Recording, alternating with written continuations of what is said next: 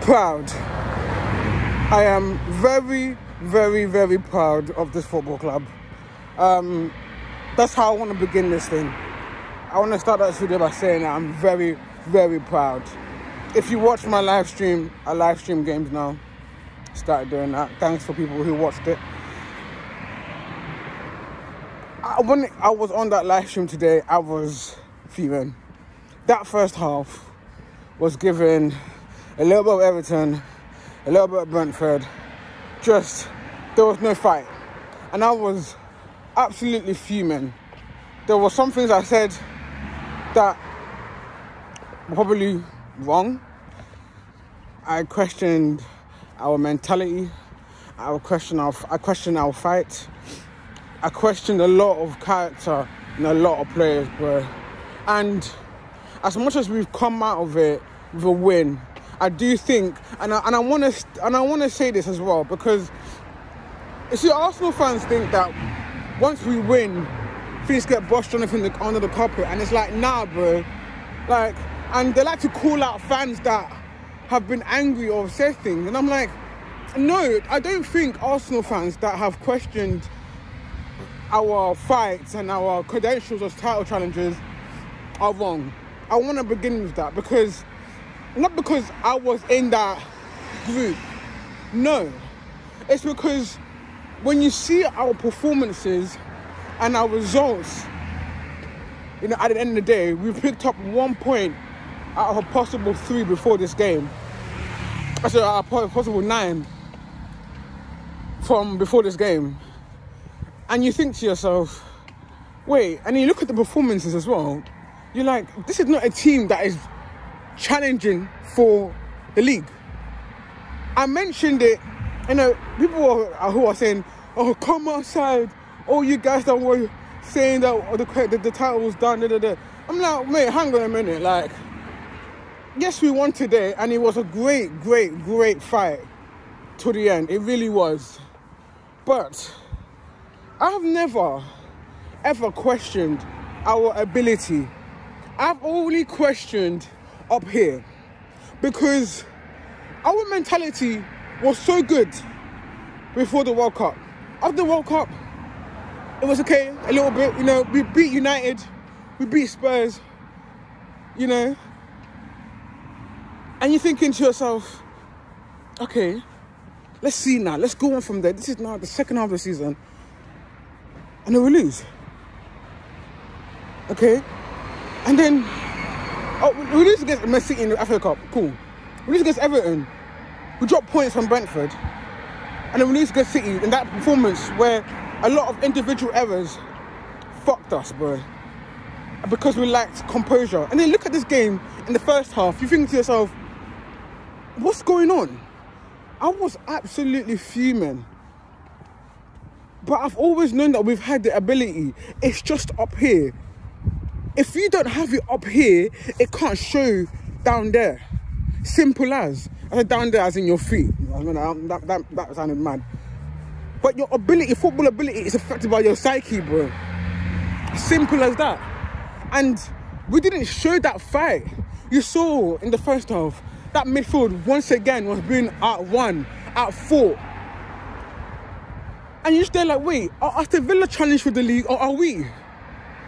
And then when we see that pattern come again, after it was shown 3 times, you got to think to yourself, are we really up for the fight? Have we gone back to our shells? That's what I kept saying in my stream. Have we bottled it? Did we bottle it? Are we bottling it right now? Are we going back to our shells? I was questioning a lot of our characters, bro. So-called leaders. I was questioning them, bro. And question marks still have to be raised. I can't lie. I know we won today, and it's a great euphoria. Great second half performance. I can't lie to you. But we're not Tottenham. Do you know what I mean? Like, we're not trying to finish a game in 45 minutes. We're trying to finish the game in a whole 90 minutes. Control it from minute 1 to 90. Do you know what I mean? And yeah, I've still got a lot of things to say, but overall, I'm still proud. And obviously, City dropped points today, which is absolutely fantastic for us. But there are question marks. Like, there are questions that need to be answered here, bro. And there are some conversations, tough conversations to come, I'm sorry, for some players. Because it's not good enough. That first half was not good enough. You know, it was a great goal. As a neutral, great goals happened today, wasn't it? Like, the Shevchenko one, brilliant. Ollie Watkins' goal, sensational. Their second goal, great teamwork. You know, a bit of poor pressing from us. But overall, you know, as a neutral, that's probably one of the best games, you know, this season, if not, probably the best game this season so far. Like, think about it. You had everything, except maybe red cards, obviously, but, you know. But as an Arsenal fan, you don't want to go through that. You know what I mean? You don't want to go through that. You want to just sail through, you know, you lost against Man City, you know, you played all right, but there was a lot of individual mistakes. Let's rectify that, and we didn't in that first half. And I was so angry. I was like, we've been hearing time and time again, every time we drop points from Arteta in the conferences saying, they're hurting. But it's not translating on the pitch. And I was just like, what's going on, man? So this is why I don't like when Arsenal fans now come at other Arsenal fans who have Christian mentality, because we have every right to. We had every right to, and we still have every right to. Because when you're not performing and you know what you're fighting for, that's a mentality thing, 100%. So I'm not going to be one of them ones that just start saying, oh yeah, I'm going to like eat my words. No, I think I am not going to apologise for the things I said. Maybe the manner I've said it, maybe, yeah. But I do think questions need to be asked. So let me go through the player ratings and then I'll ask them questions, you know what I'm saying? Ramsdale, I'm not going to lie to you. I don't know what to give him, because I thought in the first half, he was doing that overconfidence thing, and that pissed me off again, bro. He needs to really cut that out, bro. Because I've been saying, I don't like it, because what he's got, especially away from home, especially at Granite Villa, you're inviting pressure. You are. And he's not at that stage in his development to be doing that kind of bullshit, do you get it? But in that second half, he made some crucial saves, bro. I can't lie to you, bro. That save from Ollie Watkins, Bailey, he just tips it over the crossbar, tips it into the crossbar and back out. You know, on another day, yeah, it's true, that could have been a goal. But at the end of the day, it was still a save. It was a fantastic save. And then he makes another save. I think it was from Bailey again. I'm going to give him a 6, bro. I'm going to give him a 6. Magalhaes, you know, he was another one that really pissed me off, bro. I think in my last player ratings for the Man City game, I think I gave him a 2 or 3. But today, he wasn't actually that bad. I don't think, a lot of people have been talking about our defensive issues right now, and I don't think it comes from our actual back line. I think it comes from the midfield, and I'll get into that in a minute, and our front line, but I'll get into that in a minute. But Gabriel Magalhaes, he made an exceptional tackle on Leon Bailey, bro. Exceptional tackle. Had to get that right. Had to get that tackle, and he did it. Otherwise, game over. Honestly, I think it was at that time, I think it was 2-1. Correct me if I'm wrong, or maybe, I'm not sure. Maybe it was a 2-2. But honestly, big save. I don't think he was a bad player today. I honestly don't. He definitely played better for Man City. I'm gonna give him a 7. Saliba, I thought he was at fault for that first goal. I can't lie to you. I thought he should have gone tighter with Ollie Watkins. Ollie Watkins is left-footed. That's the only way he's gonna shoot, bro. Do you know what I mean? Get tighter to him. Gave him so much space and so much respect, bro. Especially how he's been on form lately. Do you know what I'm saying? I thought he was poor for that goal. But after that, bro, I can't lie. Colossal, bro. Colossal. And that's the thing about Saliba. This is why I'll never, ever, like, give man disrespect, because this guy is only 21. Like, I think man forget that he's only 21. Do you know what I'm saying? And he rectified that mistake, like, gargantuanly. Honestly, he really did. And he was crucial in set pieces, as in clearing it away, obviously. I'm going to give him a 7. I'm sorry. Shevchenko, poor first half. Poor first half. A lot of people were calling for him to be substituted for Tierney. This is not a kind of game that I believe that Tierney should come in for. And I'll get into the reason why for that later. But I thought after that in the second half, he just turned it up, bro. And when I was talking about in my live stream about people going to the shelves, he was the one that stepped up. He was one of the ones that stepped up. I won't lie to you. And he got a brilliant goal. I can't believe that's his first ever Premier League goal.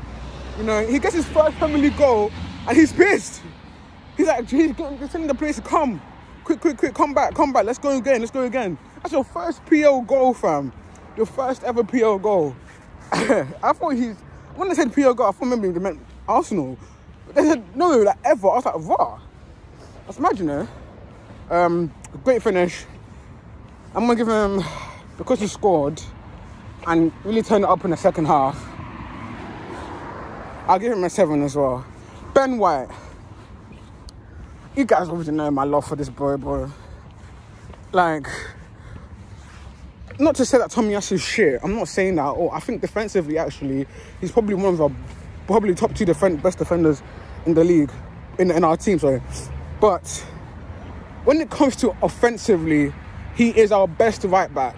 And that, I thought he played, I think for the second goal, I think he could have done better, man marking wise.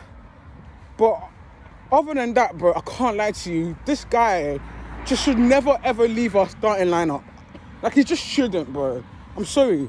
He's just so good. That second half, that right hand side in particular, with him and Bukayo Saka and Odegaard operating there, it was just majestic at times. Honestly, it really was. And he was part of that triangle. And you know, they weren't really attacking as much anymore on that right hand side. They were more attacking the left hand side. But even still, like, I just think he's just an exceptional football player. I really do love this boy, man. Like, I've made, how many videos have I made of him? 2, 3 now? Just on him alone, bro. That's how you know I love this guy, man. And like I said before, I've never had this much confidence in a right back than I have Ben White. And I think he just has to stay in this team. Just like Shevchenko, you just have to play your best players. And that's what you have to do. I'm sorry. And he's better than, for me, he's offensively at least, he's definitely better than Tomiyasu. And Shevchenko as well. I think he's just a better all-round player, technically wise as well, especially, than Tierney. So yeah, but Ben White, he did all right today. He did brilliantly today. I'm gonna give him a 7, bro. Yeah. Let's go into the midfield and let's start with Jorginho, because you guys already know how I felt about the whole transfer window, innit? Like, I'm not even gonna try and hide it, you know what I'm saying? Like, and I still have that in my life. I was even saying, bro, like, this is what you get when you have a poor transfer window. Now, I'm not gonna all of a sudden flip that and say it was a 9 out of 10 just because we won today. That's bullshit. It'll be absolutely bullshit. But I can't lie to you, he was one of our best players today, Jorginho. I can't lie to you.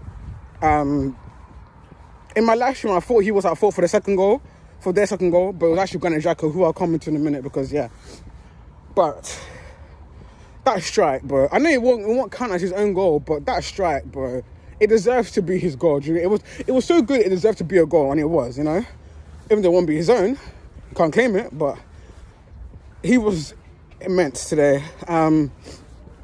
He can't move. I can't lie to you, he's not fast, he's not quick. Not as Thomas Partey in some extent, but the physicality of Partey and Jorginho is literally night and day. But when it comes to breaking the lines and making some exquisite passes, our first goal comes from him. He didn't make the assist, but it comes from him making passes, being impressive in their third. And that goal today was just that strike. I thought the second half, he really turned it up today. A lot of people said he was man of the match. Not mine. I got my own man of the match. But for your performance today, Jorginho, I'm not going to be them once I start saying, oh yeah, I'm going to eat my words, bro. You got to keep it up, do you know what I'm saying? I can't lie to you. But for today, you did really well. I'm going to give man an 8 still, I can't lie. Let's go to Granit Xhaka. Now,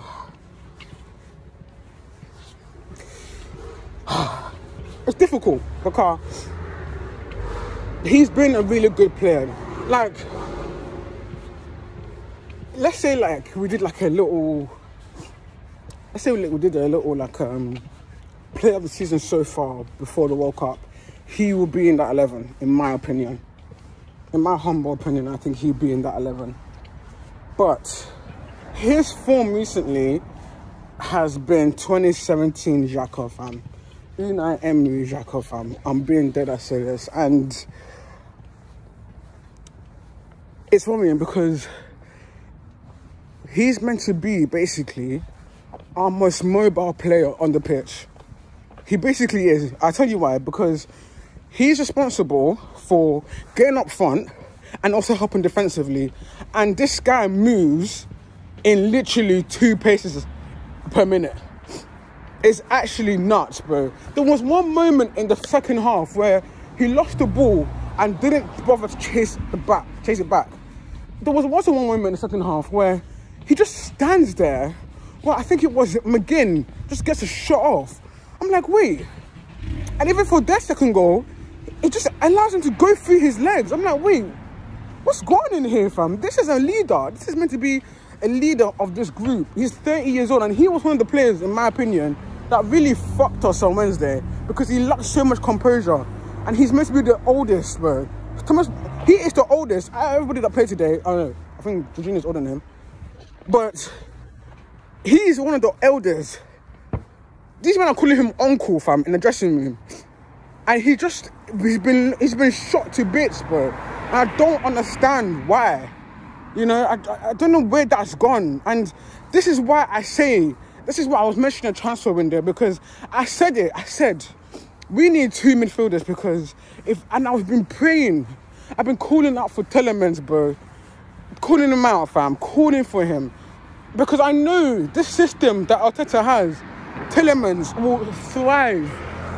But when you have someone that is immobile like Granit Xhaka, that is indecisive like Granit Xhaka, that is slow like Granit Xhaka, this is what happens, bro. I can't lie to you, bro. This is what happens. You just get players that will hold you back. And maybe that's what's affecting Martinelli as well, because as much as I think that Gabriel Jesus' injury has definitely impacted him, I think that left hand he feels so isolated. You know, Saka has at least Odegaard and Ben White, you know. He just has Shevchenko that stays in the middle because he has to protect that midfield. And sometimes it doesn't really, not really an overlap. It's not like a Tierney, do you get it? So he's isolated. And because he's not a natural winger, he can't really get, away from all these, challenges and stuff. And he could settle Trossard today. That was the exact same thing that happened to Trossard today. You know, I'll get into it in a minute, but like, I just think Granit Xhaka has been a really, really big like link. He's just been poor for us. I can't lie to you. Got substituted off for Fabio, and yeah, it deserved to be because he was just trash. I can't lie to you, bro. I can't really lie to you.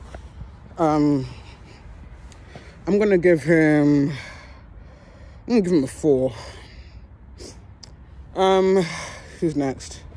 Odegaard. Now, I was going in on him on my stream, bro, and I can't lie. This is another one I say I won't really take back like that because he's been missing now for the past 4 games, bro. And I'm including this one, bro, because when it was the first half, this guy was losing the ball. He wasn't dictating play. And yes, they did what to sort of quiet him down.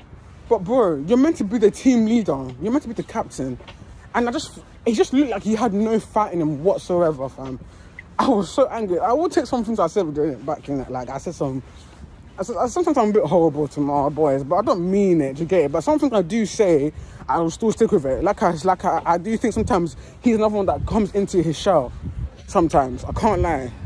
You know, you think about people like, I know he's quite young, so I can't really compare him to this guy, but if you think about Kevin De Bruyne, right, he's he steps up, bro. And yes, he's like 7 years older than him, but he steps up when it matters. You know what I'm saying? He's not even the club captain. I think it's Gundogan. You know what I mean? He's just one of a leader, and when you have a leader, when you're meant to be a leader, you show it. Especially when you have a quality. He's probably our technically most gifted player in that whole squad. You know, you're basically our best player. That's basically what he is. If you're technically the best, you are our best player. And he didn't show that in the first half, but then in the second half, he cranked it up on a different level, fam. I don't know what the fuck he smoked. I don't know what the fuck he sniffed. But that was not Odegaard, bro. That was literally Dennis, bro. Big man thing, fam. That was Dennis. And he just brought it out of him again. He came out of his shell. Because I really do think he's been in his shell for the past 2 games. Especially that Everton game, in my opinion. He really came out and he just took the game to the scoff of the neck. And sometimes he was just a bit unplayable, honestly. He really was. Got an assist for that Zini goal. Yeah. But that first half performance really pissed me off. And he needs to get into the gym, bro. I don't like the way he falls down. I really hate it. He needs to get into the gym, bro. Lift some weights, do some basketball curls, bro. Because I don't like the way he falls down too easily, bro. But I'm going to give him a 7. I'll give him a 7 for his second half performance. Because I think they gave him man the match because of his second half performance. That's how good he was. But I can't ignore that first half performance. I really can't. So I'll give him a 7. And he wasn't on the same level as Jorginho, because I thought Jorginho was actually good throughout the whole game. So it wouldn't be fair for me to just give it to him. An 8, I mean. Who's next? I got Trossard. I think what I said about Granit Xhaka is also included with him. I think I mentioned it, you know, we're lopsided right now, bro. And Granit Xhaka not supporting that left-hand side is affecting everybody now, you know. I said in my stream, as much as I think that Trossard is a better winger than Martinelli, he's not a better player. Do you know what I mean? And the fact that he's basically performing the same way as him, as Martinelli, in that same side, it just shows that left-hand side is just a problem in general. And in my opinion, that comes from Granit Xhaka. He's not mobile enough. You see sometimes in the first half, Granit Xhaka will pass off Granit Xhaka, because Granit Xhaka can't do much. He'll just do a first-time cross. You know what I mean? Like, it's just, you need more imagination than that. You need more technical ability than that. Do you get it? And it's just like, it doesn't offer that much as well. But Trossard today, I wanted him to take on players more. I felt like he didn't really do that. I don't know. It's I don't want to be harsh on the guy, because I do think he's lacking support. I really do think he's lacking support on that side. But you've seen his cameos. He takes people on, and I don't think he did that today with Matty Cash. I'm gonna give him this. I'm gonna give him a 5. I'm gonna give him a 5. Let's be real. I'm gonna give him a 5. Yeah.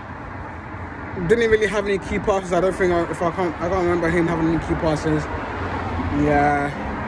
He kept the ball. He did keep the ball well. Like, he has good ball retention. But when you're trying to chase a goal and chase a win, you know, you need someone that can take on players that can lose their mind. You know what I mean? Yeah. So I'm gonna give him a 5. Saka, my man of the match. I don't care.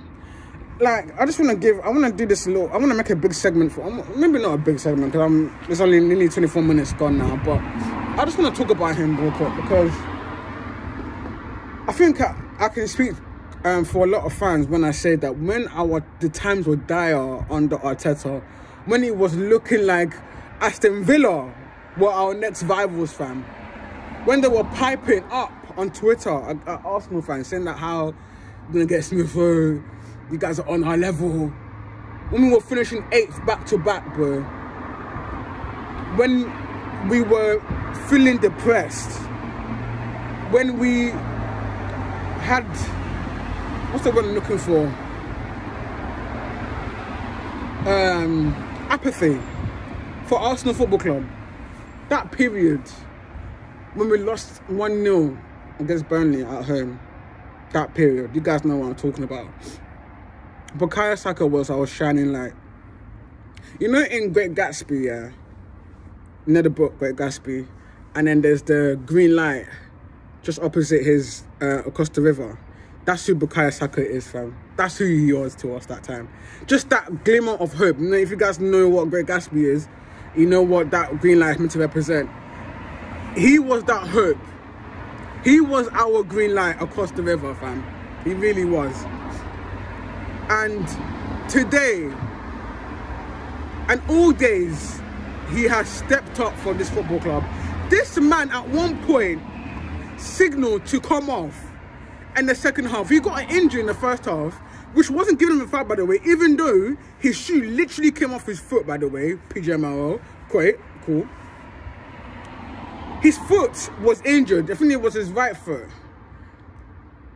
And in the second half, he went down. He kept limping. And I think in that first half, when they scored the second goal, I think he was just jogging back, like, you know, awkwardly because of his injury.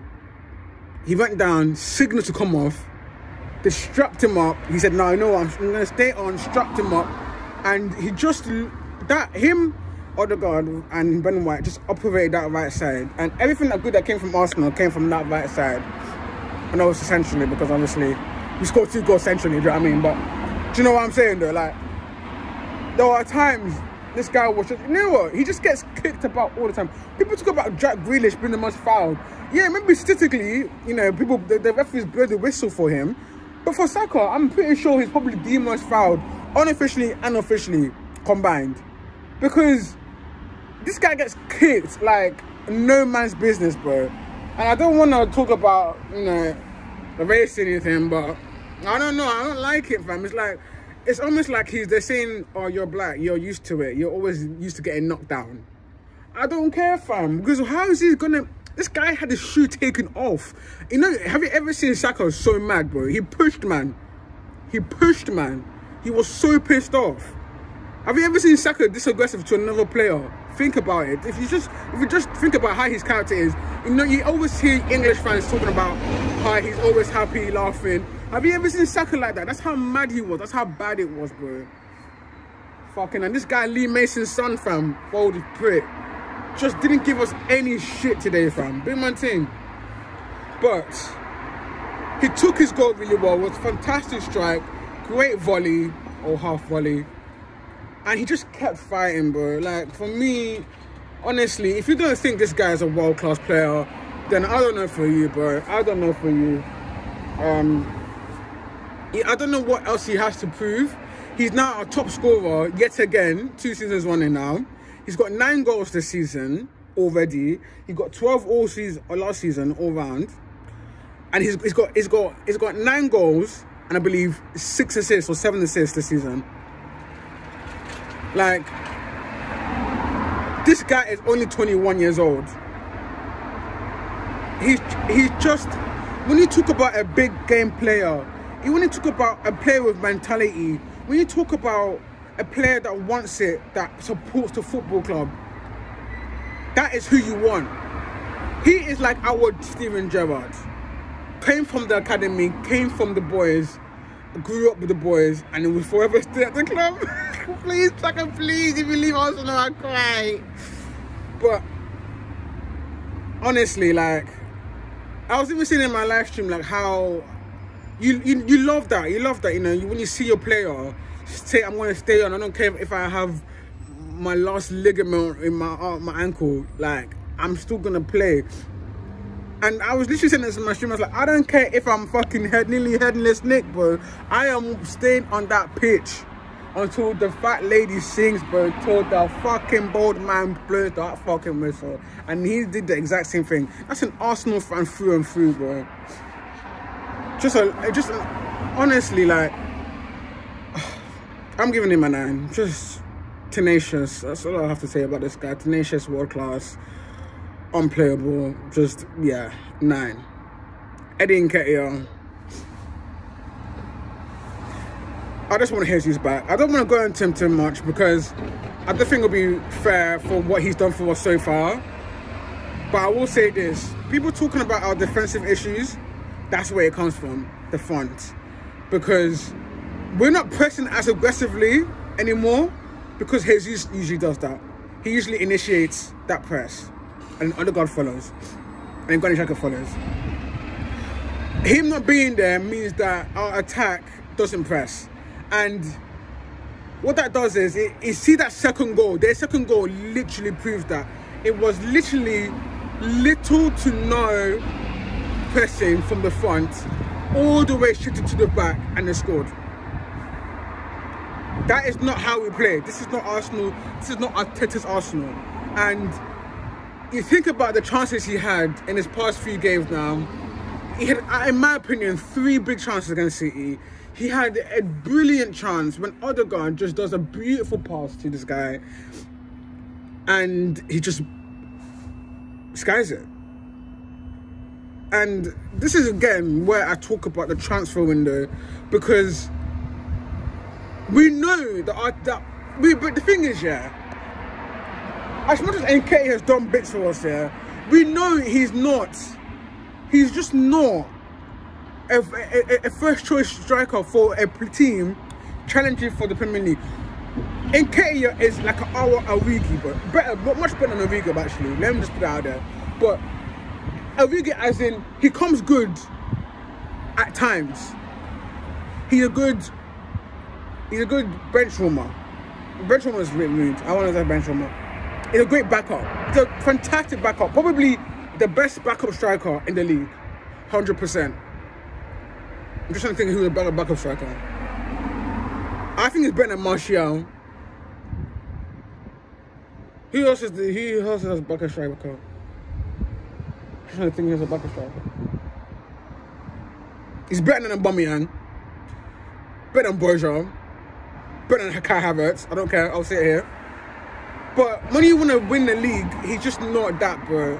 There's just so much. And then there's a certain level you have as a player. Like, let's be real, okay? There's certain levels you just won't reach because you just don't have that ability. And I think Arteta did a really good job with him, taking him to that level. But I think that's his ceiling, bro. Like, the guy definitely has a ceiling. Do you know what I'm saying?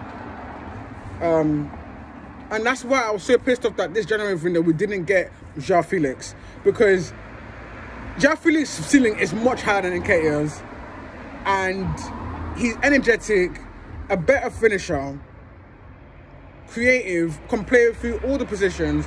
You know, people are talking about putting Martinelli there now, and I think Martinelli's a striker, by the way, or at least some sort of forward, like central forward. You know what I'm saying?